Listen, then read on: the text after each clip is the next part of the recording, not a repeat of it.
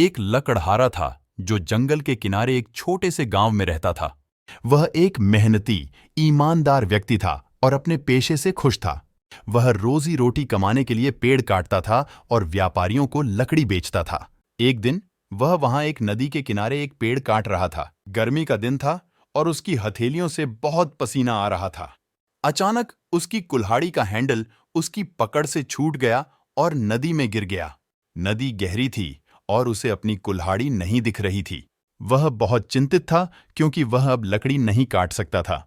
वह समझ नहीं पा रहा था कि अपने परिवार का भरण पोषण करने के लिए कुल्हाड़ी से लकड़ी कैसे काटे और बेचे।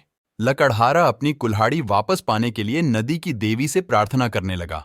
उसकी प्रार्थना सुनकर नदी की देवी उसके सामने प्रकट हुई।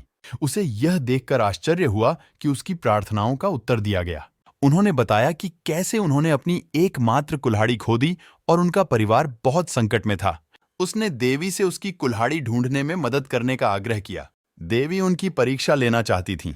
वह पानी में डूबी और एक चांदी की कुल्हाड़ी ले आई। उसने पूछा, क्या यह कुल्हाड़ी तुम्हारी है? लकड़हारे ने नम्रतापूर्वक उत्तर दिया कि यह उसकी कुल्हाड़ी नहीं है। उसने फिर डुबकी लगाई और एक सोने की कुल्हाड़ी उठाई।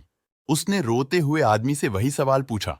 उसने उत्तर दिया कि सोने की कुल्हाड़ी उसकी नहीं थी।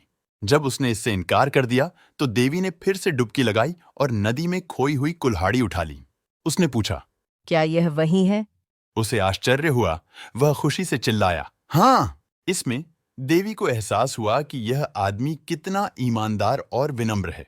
उस आदमी को आश्चर्य हुआ जब उसे उसकी ईमानदारी के पुरस्कार के रूप में तीनों कुल्हाड़ियां उसके पास आई। वह आदमी आश्चर्यचकित रह गया।